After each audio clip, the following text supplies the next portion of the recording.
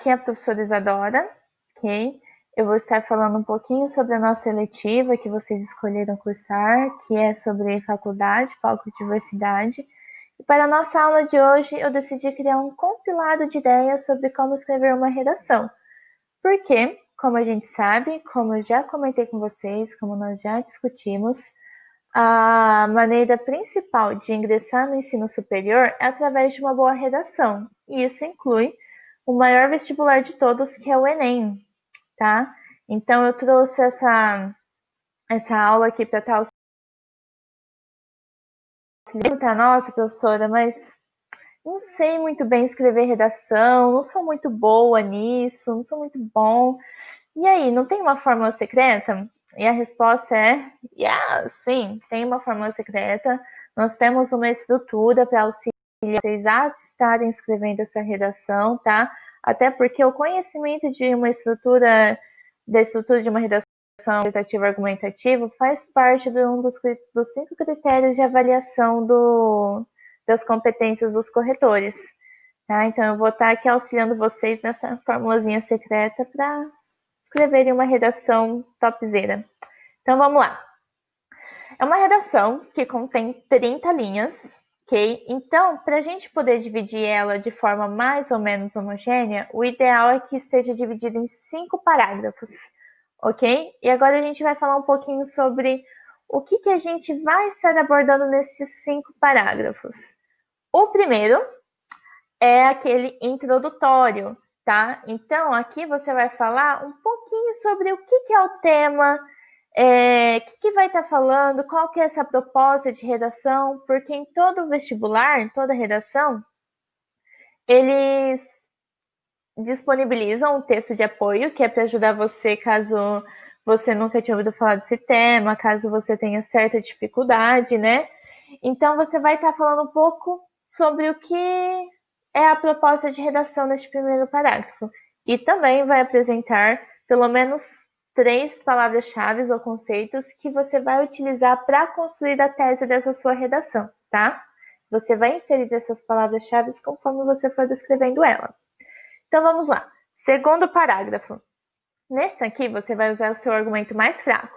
Então preste atenção para não entregar o jogo já nele, tá? Você vai pensar, essas palavras-chave, qual que tem uma ideia assim que não é tão forte, que, ok, eu vou usar ela, mas eu não vou conseguir convencer com ela. É o argumento que você vai utilizar no segundo parágrafo, tá? Tem que ser bem escrito também. Terceiro parágrafo. Ele é dedicado para você colocar o seu argumento mediano, ou seja, é aquele argumento que vai começar a ficar quente, sabe? Você vai ajudar a trilhar o caminho para convencer o seu leitor, mas ainda não chegou lá. Você está caminhando, está chegando, beleza? Quarto parágrafo.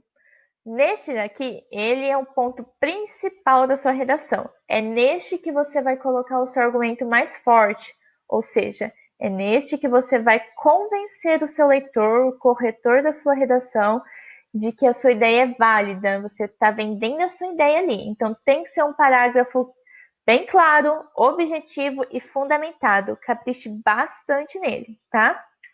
Quinto e último parágrafo. E a gente dedica para a conclusão. O que seria isso? Na conclusão das ideias, você vai fazer um apanhado do que você apresentou ao longo do corpo do texto, tá? É como se você estivesse amarrando esses pontos, tá? Você não pode apresentar 3 palavras-chave que sejam desconexas. Elas têm que conversar entre si, têm que conversar com a proposta da redação, beleza? Então, você tem que vender a sua ideia neste parágrafo. Além disso, além de você ter amarrado essas ideias junto com a que você vendeu, né, no parágrafo anterior, você vai ter que apresentar uma proposta de intervenção que interfira de forma positiva na vida das pessoas. O que isso significa? Significa que você não pode ferir os direitos humanos e nem desrespeitar a diversidade social e cultural da nossa sociedade. Então, você vai ter se apanhado as ideias no último parágrafo e apresentar uma solução, ou seja, uma proposta de intervenção para o problema. Porque não basta você falar assim, nossa, isso está errado e é isso.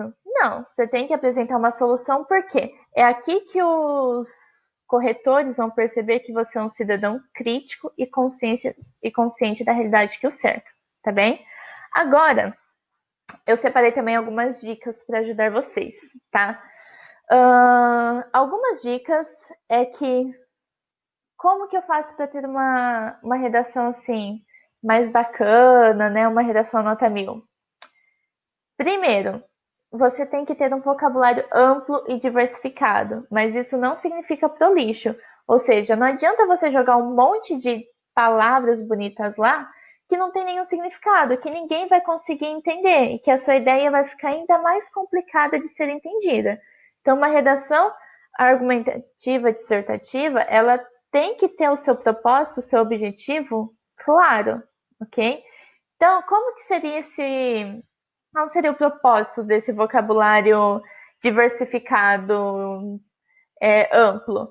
É no sentido de que você vai se deparar com a situação de que num parágrafo você usou determinada palavra para representar uma ideia, mas você vai ter que usar ela de novo, por exemplo, mas você não vai querer que a sua redação fique repetitiva. Então, o que eu vou usar?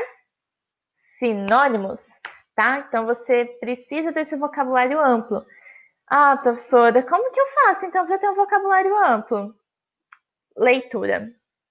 Não tem segredo, gente, não tem atalho, tem que ler. Mas se você é uma pessoa que não é muito acostumada, não tem a leitura incluída na sua rotina, vamos dar um jeito de incluir ela, tá bem? Passo 1.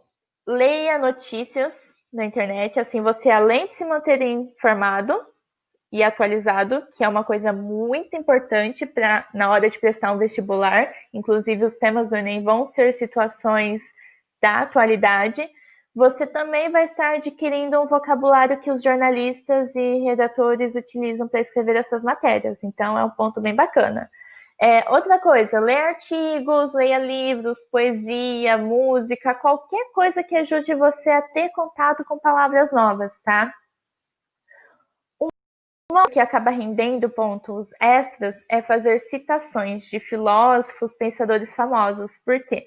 Na hora que o corretor estiver lendo a sua redação, ele vai pensar: poxa, essa pessoa aqui ela tem referência, né? Bacana ter inserido essa ideia, esse pensamento desse filósofo. Então, isso é muito legal também, tá, pessoal? Então, por hoje é só. Gravei esse vídeo curtinho, mais para dar umas dicas super rápidas sobre como arrasar na sua redação do Enem. E qualquer dúvida, escrevam nos comentários aqui ou nas nossas redes sociais, como a gente tem se comunicado durante esse tempo de crise, né, de coronavírus. Fiquem bem e até a próxima!